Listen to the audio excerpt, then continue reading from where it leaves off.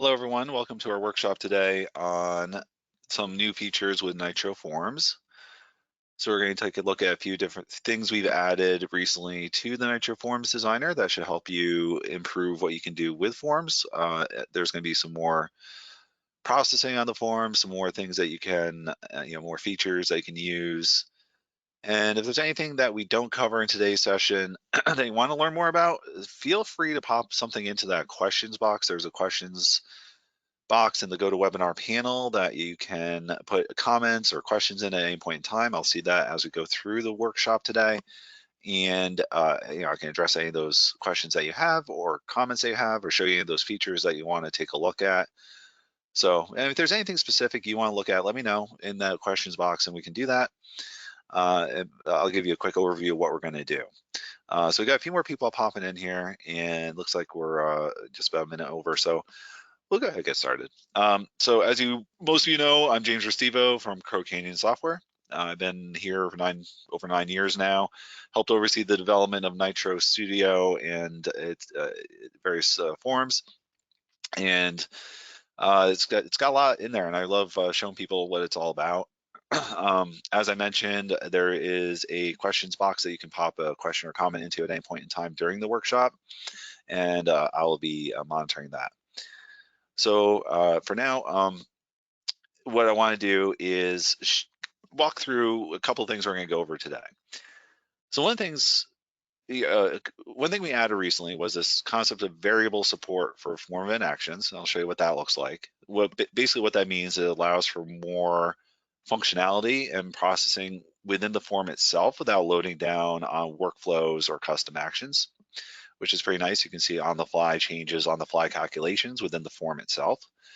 So I'll show you what that looks like. I also want to go through this extended settings section a little bit in detail because there's actually some interesting stuff in there that you may not be aware of that I want to kind of highlight and show what the different settings do. In there's a few things that we can toggle on and off, and I'll show you what that looks like. Those are really the two main things I wanted to cover today with the form event action variables and the extended setting options. Like I said, if there's anything else you want to take a look at, certainly let me know. One thing before I get started with the form event actions piece of it is that this is a very recent release. It just came out for our Office 365 customers. If you are on-prem, which I know a number of you on the call are, it will be coming very soon, within a couple weeks. I know we just put out a package a couple weeks ago, and we try to do that every 3 to 4 weeks or so, get a new updated package for the on-premises customers. So rest assured, you'll be getting that in a couple weeks. So what you're seeing today will be there, but you get a kind of a sneak peek, a preview of what it's going to do for you. And so you can start kind of planning and thinking about how you can use this in your day-to-day configuration of forms. So as I like to do when we're talking about forms, I like to use our IT help desk software. So we have this IT help desk program we offer, which a lot of you, some of you may be aware of and are using, but it's got a lot of things pre-configured. So that's what I'm using today is our IT help desk platform to show you what these things do. And it's got some good use cases in there for what you can do with these form event action variables. Now, as we've talked about variables in custom actions, we talked about variables and workflows in previous sessions, and basically the concept is if you're familiar with coding or JavaScript in any way, shape, or form, it's basically something you can store data into and then use later on in your process to extract that information or update information within that. So variables I find very useful. They're a key component to any kind of coding or any kind of thing. But what we're going to show you here is not coding per se. It's going to show you how you can use the variable in the UI of the product itself without having to get into the JavaScript side of things or any kind of actual coding side of things. So one thing you'll notice when you get your NITRO Studio updated to the latest version and you pop open NITRO Forms, you're going to see this variables book right here. And that's going to give you the way to set your variables. So you have to set your variables ahead of time. And you do this in workflows and custom actions as well. There's a variables button at the top. Both of those tools, you can tell it what are the variables that I want to create here for this particular process, and this is the same idea. You have the variable. It is on a form by form basis, and I know we got this question recently as far as whether it could be pass to other parts of the program, or pass to custom actions? Unfortunately, at this point, no. But what you can do is take the value of whatever variables you put in here, and you could have placeholders on the form itself that could have that information, and then you could use that information in a workflow or a custom action down the line. But even if you have variables of the same name, and just unfortunately you can't pass them along. But I only point that out because someone did ask that question recently about how it interacts with other parts of Nitro. So when you open up the variables, you see that you'll have a blank, it'll be blank for you, but you just go ahead and hit new variable, and you'll have a way to define your variable, and then you can even put some value on it ahead of time. And you see here, I've got a couple different examples of what you can put into that variable value. You could put you could actually put a number in there, so put like a static number if you wanted to just use a number, 5, like the number 5 or something like that. I don't know. You can just put that in there, and that represents the number 5. But one of the main functions of it is to use these calculations that we have as we're going through it. And that's really one of the core use cases we're going to go through today, is using these variables for calculating different things within your form. So it could be really useful for that. So previously you might have had to go through a custom action or workflow after the fact, save the form, then run the action, and that's going to calculate something for you. But now with these variables in the form itself, we give you more power to actually update values in the form on the fly without having to go through a custom action after the fact. And you can verify things before you even save the data. You can verify that something's correct or looks the way you want it to look. But you can see you got the functions in here. We can leave them blank as well, and I'll show you these, how those get populated. And you can have other functions like this. But the one use case I'm going to show you today on using these variables in the form of actions is, well, let me set the stage a little bit. Let me get back out of here and show you that on our ticket form over here. So again, if you're using our help desk, you've probably seen this before. That's part of, I'll show you later what it can do there. There's a time tracking entry. And one thing, one question we get is like, how do we see how much time, or how do you calculate up that time? There are some ways to do that when you're using aggregates in associated items. You might be able to do something, but I think this is actually kind of a slicker way to do it. And because one of the things that you can do here that's in this time tracking list is a duration hours and duration minutes. Now, it looks like we're already calculating things here, and we could probably use that, but let's say you just want to take the duration hours and duration minutes, but you want to get like a decimal value of how many minutes and hours is that. Basically, you want to get this number, but summarized across all the entries within that time tracking list, right? So you could have one entry for 2.5 hours. You have another entry for 1.5 hours, another entry for 35 minutes, whatever it might be. You want to take all that information, add it up, and get some kind of decimal value on the form itself. Now, previously, you may have to do some kind of calculation after the fact. Anytime time tracking changes, run this custom action and calculate this data. Well, now I'm going to show you can do this directly in the form event action itself, on the form on the fly. And the way we set that up is just actually show you let me show you the end result first, just to show you where we're headed with this. And if we add a new time tracking entry, do sample, let me back up for a second. Notice that this is 2.5. Just keep that in mind. All right, so we go to the time tracking entry. Do the sample tracking entries, give some name, on-site, sure. And then we'll do it for today and work for 1.5 hours on something. Now, that should update to 4. Oh, of course it didn't. Interesting. All right. Let me go to edit mode. I think I have it for edit mode.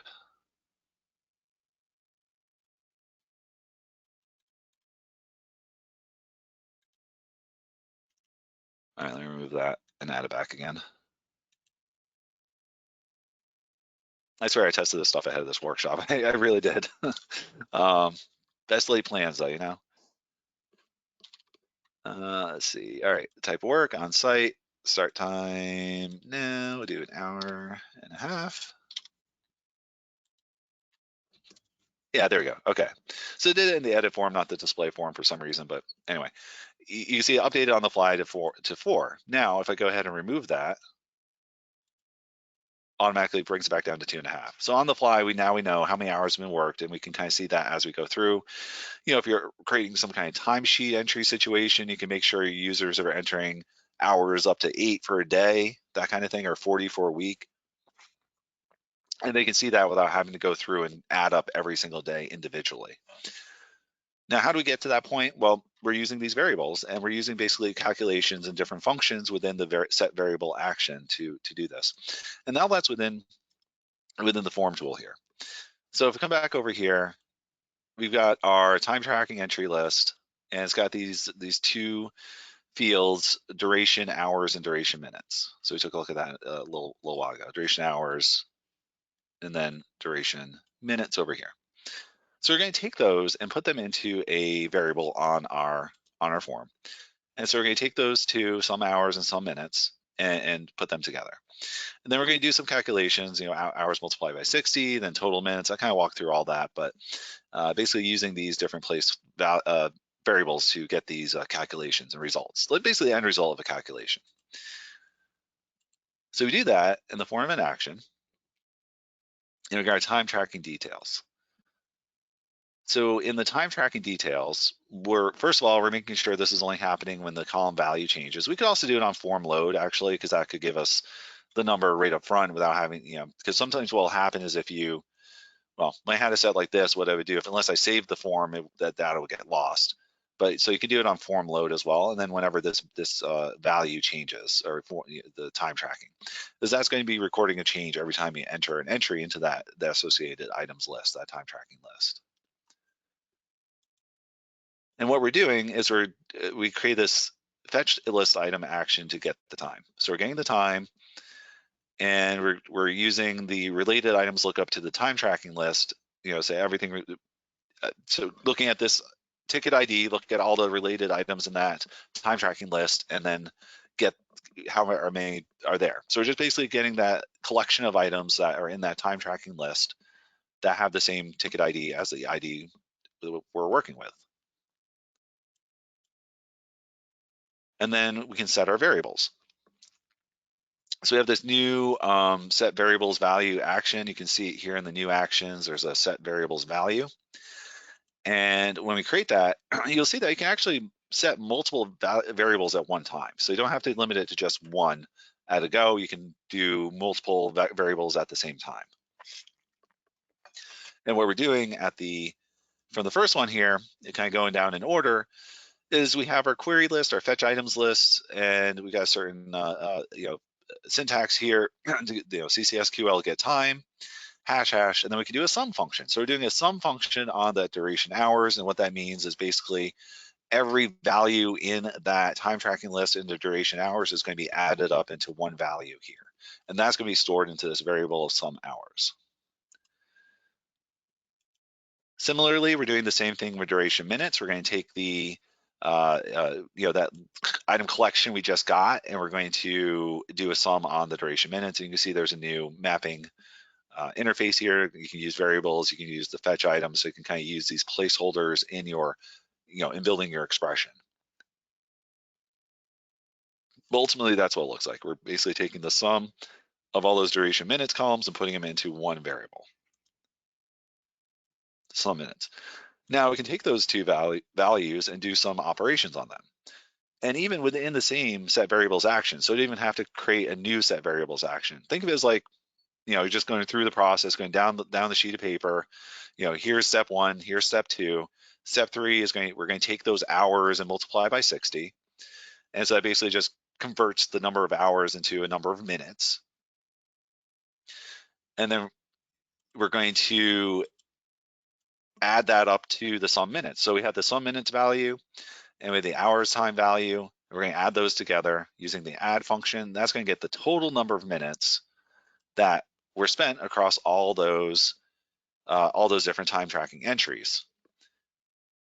And then ultimately what we want to do is update I just had this in here for testing purposes, but the next one, relevant one, is updating the hours worked. That's going to update that total time worked column. And we're using a divide function there. So basically we could have stored this in another variable and then placed it, but that seemed like an extra step that we didn't really need.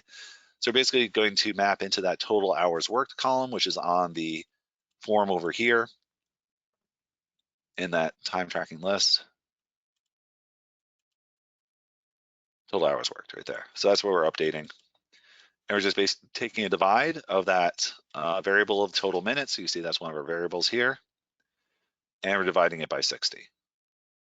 And so that gives us the total number of hours and a decimal value. And in this case, you can see it's 2.5 hours, but if we add anything new, and for some reason it's only working on the display form, on the edit form, not the display form, so let me go to that. I'll have to take a look at that with my team, because I think I only tested it on the edit form, not the display form, so that's my fault. I should have tested that ahead of time, but anyway.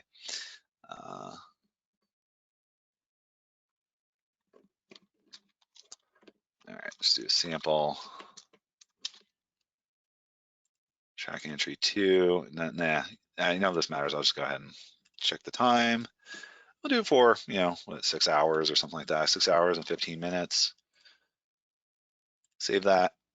And now it pops up to 8.75. So right on the fly, you can see that going through and working the way it needs to work. If you remove something, it's going to reduce that back down. So again, it just keeps it right in the form itself. You don't have to do any calculations after the fact. You're on the form, you're making it work, and you're doing that calculation.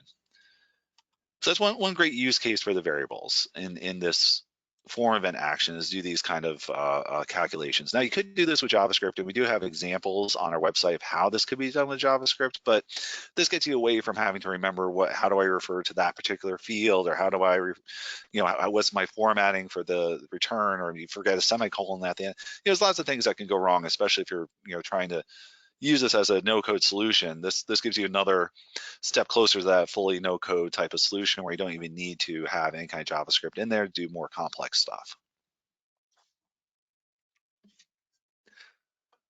All right. So if there are any questions on that, I'm going to move on to another use case here. Any questions or comments, go ahead, pop them into the questions box. But yeah, so that's how you update and do calculations on the fly. Now, another way we can do this, another use case we have for these variables, so let's say you want to do some kind of comparison to a due date, right? So this ticket form has a due date, and as most things do, tasks, a lot of things have due dates. And you want to maybe alert someone that the due date is coming close to due. And you can do this through workflows with scheduled workflows, or timer-based workflows, where essentially say if the date is 2 days away, you send an email, and that's fine. That's that. But if they're actually going on to the form itself, you might want to give them an alert there as well. And there really isn't a way to do that without using one of these form event actions.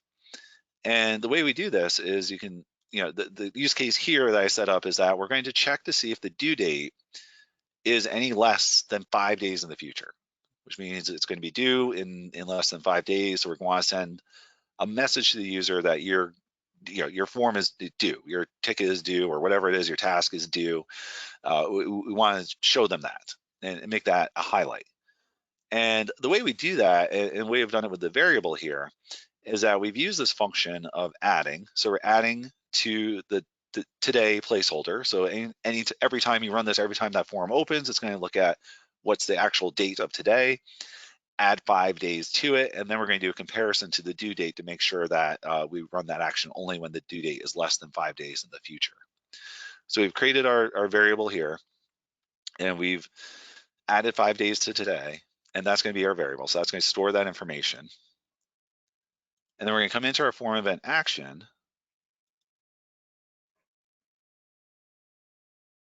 and we're going to do a comparison to the due date. So this is one way to do it. Due date is less than, and this is something new I think we added with this variable, or at least I hadn't seen it before. If you click the ellipsis here, you can get compared to a value or a variable. So you can actually have the selection over here to choose a variable. And of course, I chose the one that I created today at 5, where we're adding 5 days to today, and that automatically puts the variable syntax in there as it's needed.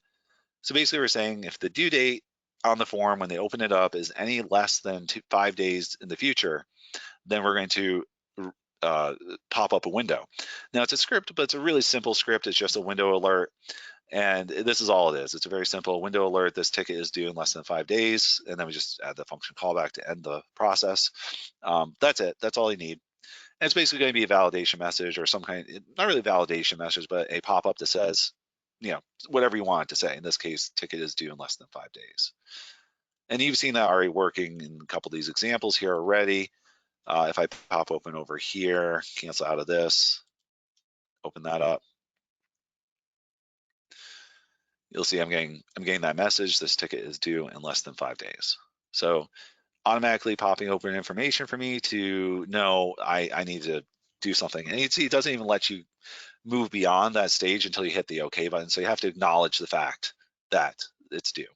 And you can see here the due date is, was yesterday, as a matter of fact. So it's, definitely less than 2 days is actually overdue. So you could even have a different message if it's, less than today itself rather than less than 5 days in the future. So you can have a different pop-up for a different scenario. But you'll see for this one, we're not going to get it because we don't have a due date, so there's nothing to compare it to, and so it doesn't give me a pop-up. All right, so due date, again, to confirm, due date is blank, so it's not giving me any kind of message, but this one over here does have the due date, and it's giving me that pop-up. So yeah, another cool way to use the variable to store some information and compare it to values on the form. And the reason we have to use a variable to do this is there really isn't a way to compare that due date any other way. Again, unless you use some kind of more complex JavaScript kind of thing, it's not going to work that well. Yeah, I mean, it could work great, but it's not going to be easy to set up is what I mean. It would be, this is a lot easier to set up through the UI to say due date is less than this, 5 days from today, et cetera, et cetera.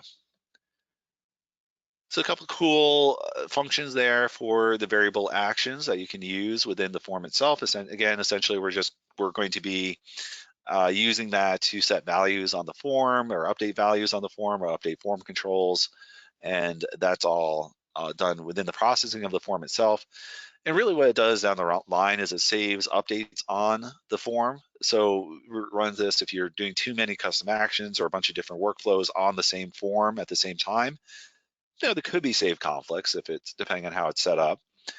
But it could just be a number of updates. One gets skipped, one gets missed. It's just a better practice if you can use it and maybe adapt some of your configurations to use these types of functions on the form itself.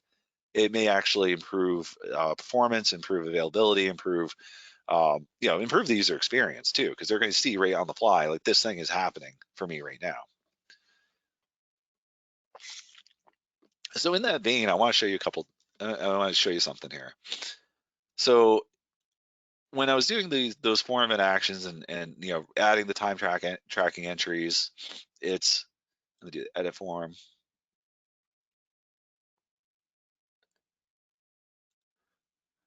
It's going to listen. I'm just gonna add a new one real quick here.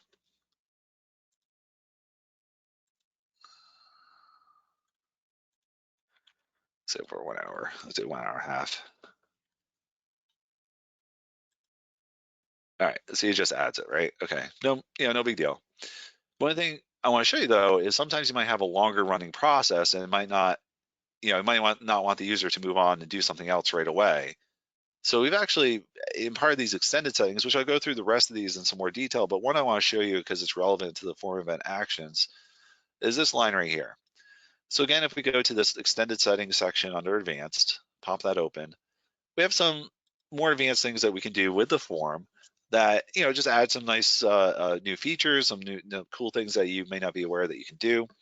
And one of them is showing this form event action progress indicator. I'll show you what that looks like. So we're gonna mark that as true. We're gonna publish our form.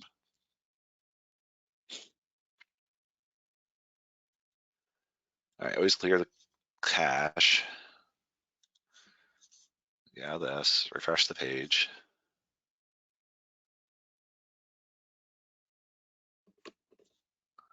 And all right, it's gonna take a minute to come up. All right, edit.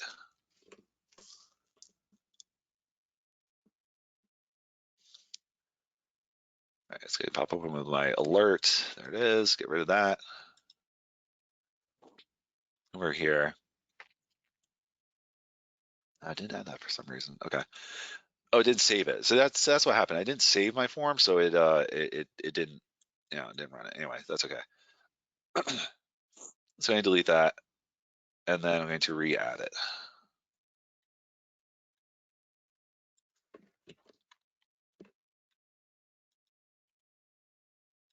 All right. All right, 30. Now it's going to be subtle. I don't know if you're going to see it, but there's going to be a little progress indicator when I hit save. There it is. Oh, it just went away. So I knew it would go away quick, and it a lot for most of form event actions you'll never see it. So I did take a screenshot of it just so you can see what it looks like. But as you're going through updating your form event actions, you might see this little progress indicator, and that's what happens when you set that value to true in the extended settings. Is going to allow you to inform your user something's happening on the form. It's going to stop them from closing the form before the event it finishes running, or something of that nature. And, excuse me. It comes into play probably more for like external data column extraction. We do have a progress indicator for that too, but essentially the if you have a lengthy form event action that's happening, it's going to stop the form from being updated or saved until the form event action is done. And that's important because as you saw, if I save, because I didn't save the form, it's kept this value as 2.5, even though I had another entry there. But now if I save it, it's going to update it to 4, and that's going to stick now that I saved it. But say I close it out before that form event action is done running, and that's not updated to 4 yet, it's going to save it as the old value of 2.5, and that's going to be obviously incorrect. So that's why we have that process indicator on there. So it helps you control the data on the form, making sure that whatever processes you have running on the form are going to be completed before the person actually saves the data. So that's what that guy does. But there are a few other cool things in here that are being done with the extended settings. So you see we have these validation messages and dialogue. So we have these kind of 3 things at the top where we're dealing with validation messages. And what that looks like, I'll just change this back to default. Hit OK, publish.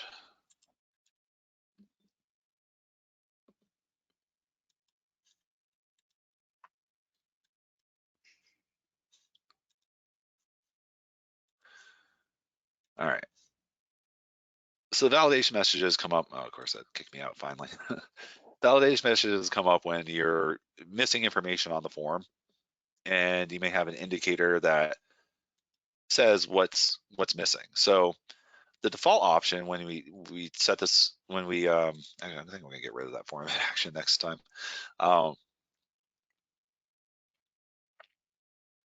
Is when we let's say we get rid of the title field and we try to save it. So you're gonna get this default.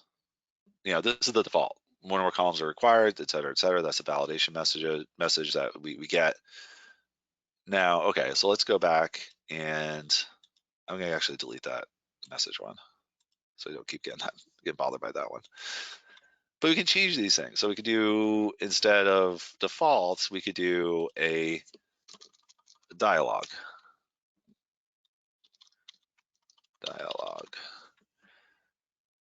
We'll hit OK, publish, and clear. Refresh that.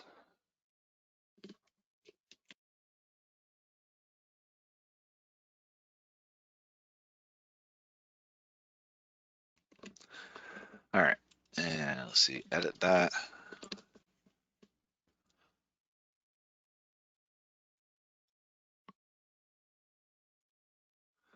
All right, so you delete that and hit save. So now we get a dialogue. So you see how the experience now is different. So we get the dialogue pops open instead of the message up here at the top that shows in red, this one or more columns. It's the same message, but it's basically just a different way to show it. Right, so we can also do that as an alert, which is going to pop open like an alert like we saw before. So if we go to extended settings and do alert, we can do that as well. Make sure, okay, there we go. Choose, all right, clear those out. Refresh that.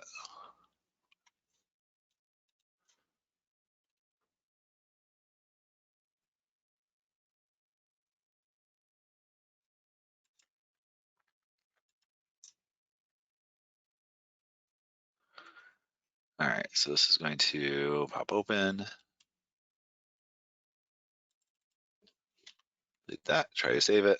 And now I get it as an alert instead. So just different ways to do the same thing essentially.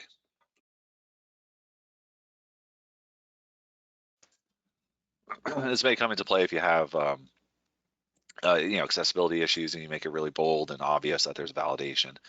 That's actually, I think, why we put these in here. Someone was asking about making sure we can make it really, really bold and obvious.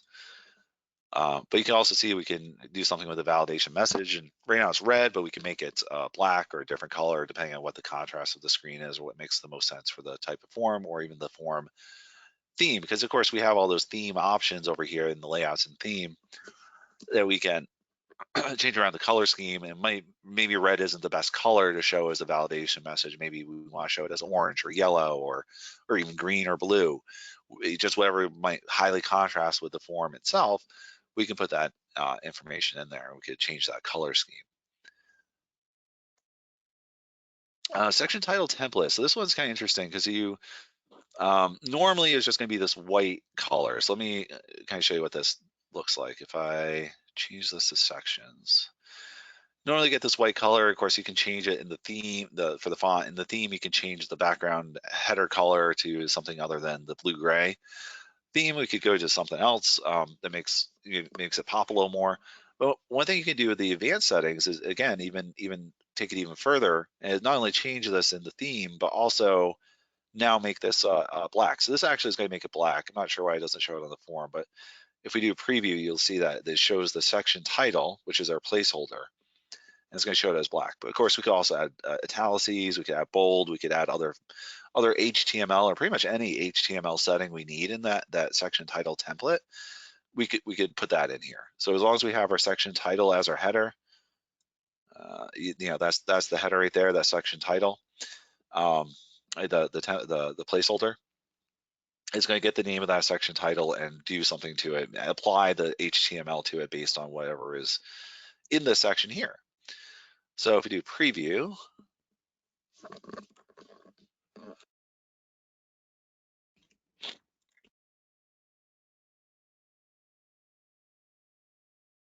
the new form, you can see that it's black instead of white. So you can make that red even if we wanted to make it more, more obvious or contrast even better than black or white. Or you can see it's got any kind of hexadecimal option in there. We could even put red, I think, in quotation marks. Maybe not even in quotation marks, but just red. And the preview should show it. Yeah, see, there you go. Now it's red, which pretty high contrast and really hard to see, so that's not a good choice. But anyway, just want to show you that it is an option in there. I actually kind of like the black. I was going to change it back. Of course, if you just have the section title, it's going to be the standard white that you see in the form designer. So that's how it should look for you out of the box when you go into here. So you're just going to see section title, and it's just going to be the normal white font on the black background. Again, maybe dependent on your theme to some degree, but that's kind of the normal default look. But having options to move that, change that, and modify that, I think add some styling, add some another nuance to your form where you can make it look better for your users or better match the theme that you have in your system. So a few other things are a little more like, well, they're good. So the hide view versions. And it's not directly obvious what the hide view versions it does, but basically what it does is it hides the version history on the form itself. So if we come into this ticket here, I keep hammering on, you see version history. So we didn't really have a good way to hide that, but actually with extended settings, we can hide that. So if you wanted to make sure no one sees the version history or goes into it, it gives you another layer of security in the form where you could actually hide that version history button on the form itself. And that's done through this hide view versions. And we got to set it to true because we want to, true means it will be hidden. Right, so if we do that, publish, and this one I do have to publish because it won't show it in the preview because you don't see that ribbon in the preview.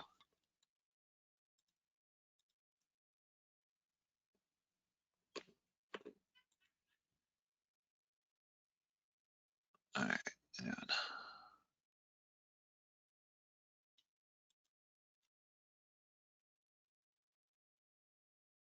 all right, let's see, come on. Yep, yeah, see now version history is gone. We don't see that here now. So that removes the version history option, and then so that way users don't have to see it, or you can hide it from users essentially. You can still get to it through the edit control block or maybe some other methods, but that's hides it on the form itself. So we've also added support recently for current Active Directory groups. If you're using Active Directory groups instead of SharePoint groups for permissioning and things like that, we have this option to load them. Right now it's set to false because there is a really small performance penalty to go and look for those AD groups and apply the permissions from those AD groups, but we do have support for it. So instead of just using SharePoint groups, we also now have support for AD groups. But in order to enable that on the form itself within the column and tab permissions on the form, you would need to set this to true.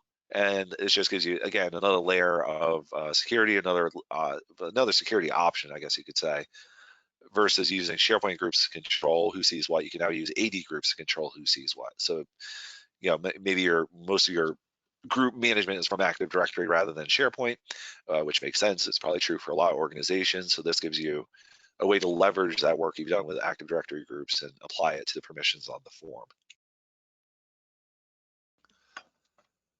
Show column name tooltip. That one should be fairly straightforward, but just to kind of show you, let's see if it's doing it here. Let's see, what do I have it set as? Show column name tooltip is true. I didn't get a chance to fully vet this one, but I thought it was going to show me a tooltip, like hover over on the column name and show something, and then we'd have to hide it. So I might have to come back to you guys on what that one actually does. I thought that's what it did, but that's okay. Disable required column names notification. So when we're doing those validations, so now we have an alert. Let me go back to false. I want it to be false. Let me go to default here. Okay. And publish that.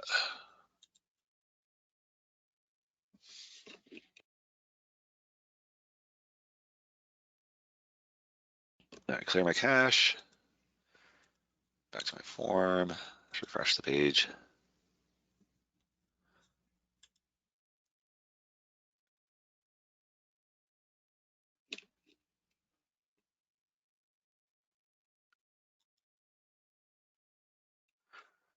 All right, so I got to edit form.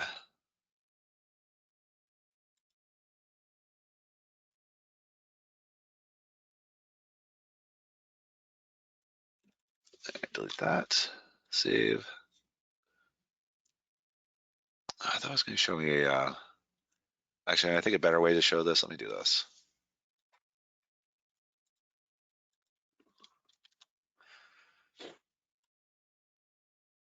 Yeah, rather than you doing it in the dialog, do it on the form itself. What happens if we hit save? Oh, it's not showing it to me. Okay, that's interesting because I did turn it off yesterday, so maybe it stayed off for some reason. Disable required column names notification false. Let's see. No, well, anyway, so what it should be doing is showing me like a indicator or a bell. It's usually like a bell icon or something like that. Where if you click it, it's going to show you. When you click it, it's going to show you the columns that actually need to be filled out, right? So you can see it by they're highlighted here. You can see it's highlighted in the section header or the tab header. But when you the bell would actually give you the names themselves, like a list of the names that are missing. So that should be toggleable. You can either turn that on or off using this disable required column names notification. Maybe it was true. I try that. Let's see, that doesn't make a lot, this kind of counterintuitive to me.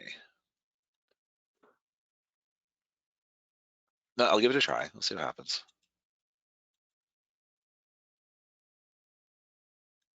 And I'll be honest with you guys, 90% of what I learned with Nitro Studio, I've just done by like trial and error. So um, that's not entirely true, but it does help to kind of like just try things out, test things out. It's like, oh yeah, that's what that does. Okay, all right, cool. Oh, there it is. Okay, good. So I guess it's reversed for some reason, but anyway, so if you click that bell, it's going to show you the field that's actually missing. But if we set that to false, obviously it's not going to show you that. So this just gives you another way to kind of highlight what is or isn't not there. Depending on the type of form that the user is using, it might make sense to show it or not show it. But it's another extended setting that you have there. I show you the short form and action one. This final one here, this time picker interval. So by default, if we look at our form, any of the date time fields, let me go to our staff tab here. We have a due date. When you pick the time option, by default, it's got 30 minutes in between. But in some cases, especially when it comes to that time tracking, you might want to more granularly track it at the 5-minute interval or the 15-minute interval or 10-minute interval. That's what this is for. And so this is going to give you the minute interval that you set up for it. So if I do 10 and hit OK and publish, click right cache,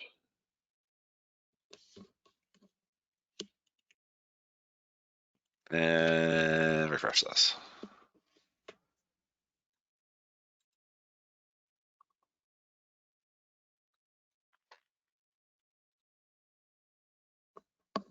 All right, come on up. I'll come back. Okay, there we go. Go down here. So now it's got 10-minute intervals instead of the 30-minute. So that's what that does. So another level of granularity on your form where you can control what the time entry is actually going to be. Instead of it being a half-hour block, it could be a half-hour interval. It could be 10 minutes, it could be 5 minutes, it could be 1 minute. I think one's obviously I think the smallest you can get with it, but any time interval between 1 and 60 essentially you could put in there to show that. Yeah, that was pretty much it for the extended settings. Those are some really cool add-ons, some nuanced things that you can add to your form to make it work a little differently or a little more in tune with what you need it to work for or work as. So some neat stuff there. Did have a couple of questions pop in. We got an update on the tooltip option. It's when you hover over the value, not the label. Okay, thank you for that. Let me take a look at that. So if I have the extended setting is to show column tooltip true. Let me preview that because it should work in the preview. And new form should be fine. Yeah, all right, so he's got the title. Yeah, enter name or email address, so that's a tooltip. That's a tooltip. All right, so that little requester phone pop-up there, requester email pop-up, that's the tooltip, and we can disable that. There might be some cases where you don't want to show that. So we mark that as false. So thank you for that. That is what it was. I was doing on the column label, not the column value. That was my fault. Again, preview should show that.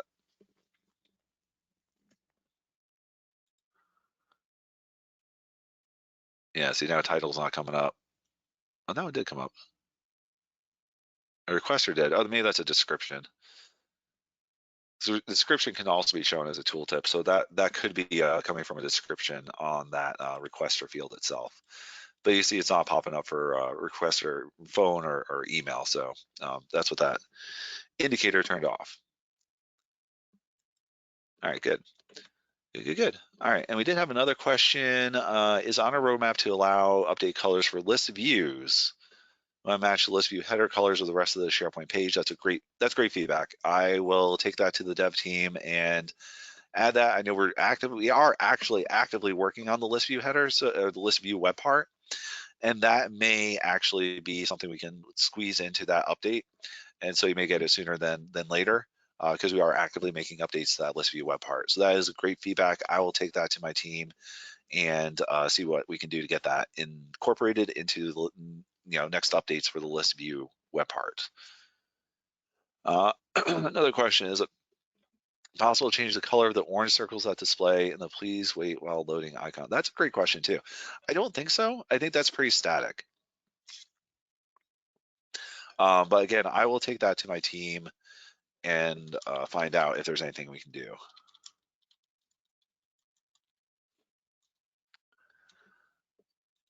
All right. A way to prevent the form to submit based on conditions. So, all right, so we got another question about way to prevent the form to submit based on conditions. And well, we do have validations. And I think I might need to learn a little bit more about your specific use case with the preventing it, because there are ways to prevent the form from being submitted in a number of ways. But I'd have to understand what the conditions are that you're looking for specifically in this use case, because validation should work in a lot of most use cases really. Like we want to make sure that the category is filled out before we submit the form, and to do that, well, you could use a required. This field is required. But let's say, instead of that, let's say we wanted to require that, and we see this sometimes. I'm going to change my layout back to tabs here. We see this a lot of times where we want to make sure resolution notes and resolution is filled out. They want to make sure that it is filled out when the request status is marked as closed. So that could work for you, but all right, so some update here is a value in the form conflicts with something else in other list. Oh, in another list. Okay. That's a little trickier. That could be something that may be something we could do with the form event actions. So let me see if this works for you. And if I'm not going the right direction for what you're talking about, let me know. But let's see. So the idea is that you have a value in another form or another field or another list. I guess how we identify the item in the other list. And maybe I kind of want to dig into this one a little bit. I'm going to unmute you, Giovanni. Hang on. All right, you can unmute yourself, Giovanni, if you want to kind of talk about your use case on that one.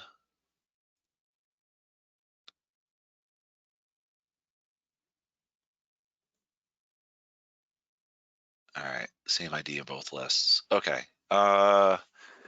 Yeah. So let me try this. Okay. So check for same ID. All right. All right. I like these challenges. I like this. Get ID. Let's see. So let's say we're going to get it from the archive tickets list.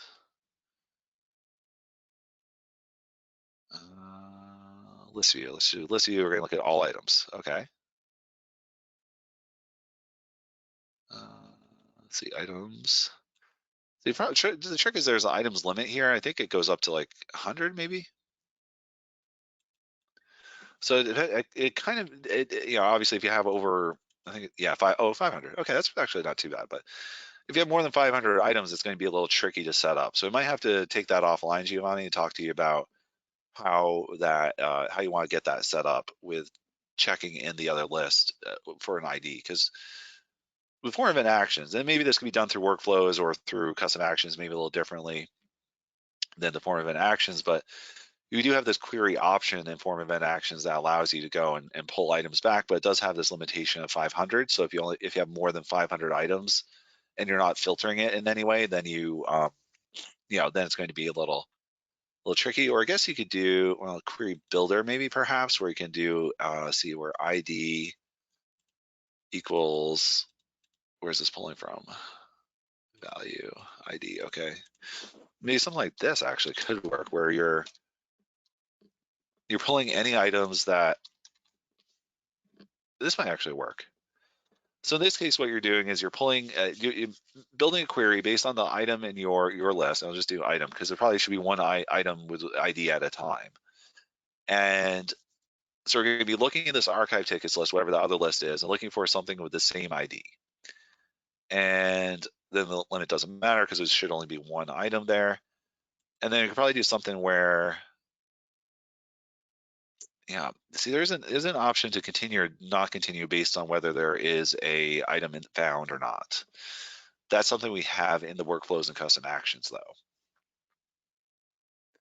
where you can check to see if the ID is found, then don't continue the action. But if the ID is not found, then you can kind of continue the action. That's not something we have here in the fetch list items in the form of an action just yet. So that might be better, suited for a custom action or a workflow. And for a custom action, what you would do is set it up in the custom action, but then attach that custom action to a submit button, to this custom action submit button, and then submit action.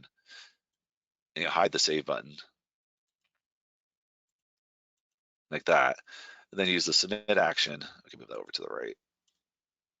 Bottom action, right? And move that over.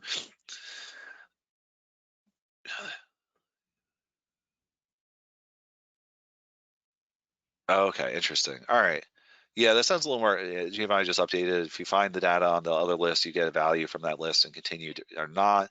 Well, that sounds a little more complicated than maybe what we can cover in the few minutes we have left on the call. But I'll follow up with you afterwards and find out the more details on what you're looking for. Because I think there seems like there should be a way to do what you're asking, but I'll need to do it. But the query list is probably going to be your best bet to do that. And you could do that probably, like I said, through custom actions or workflows are going to be your better bet than do it through form event actions, though, it could be possible if you're just finding the item in form event actions and then taking that value and doing something, you could do that in form event actions. But it's not about whether it's going to allow it to continue or not. So, we'll talk about that offline and get more details. But great questions. Really appreciate the feedback on that. If there's other questions that come up, certainly let us know. But in the meantime, we got a couple minutes left. I just want to show you that we have some new webinars and workshops coming up. We've got streamlining purchase requests coming up tomorrow, as a matter of fact. And then we have another workshop coming up, Nitro on the Go. So that's going to be an interesting one where we talk more about the mobile side of things and how Nitro can be used on a mobile device. Maybe I'll even pop open my camera, show you what it looks like on a mobile device, and it could be a pretty interesting and fun, dynamic workshop on how Nitro looks and it can be used on a mobile device. It works pretty well there now, as a lot of you may be aware, but if there's certain things you wanted to do or certain things you may not be aware of, it'd be a great workshop to attend and take a look at. But yeah, all right, great. Well, very good. I thank you everyone for joining today. Appreciate it, and I appreciate the interesting comments and the interesting, puzzles that we need to solve with how we can do things with Nitro. It's always good to, to challenge us on what we can and can't do with Nitro, and we appreciate that. And it definitely drives our development, drives our improvements to Nitro, and drives your improved experience with Nitro, of course. So we appreciate it. We appreciate all of you, and I hope all of you have a great day. Thank you so much for joining.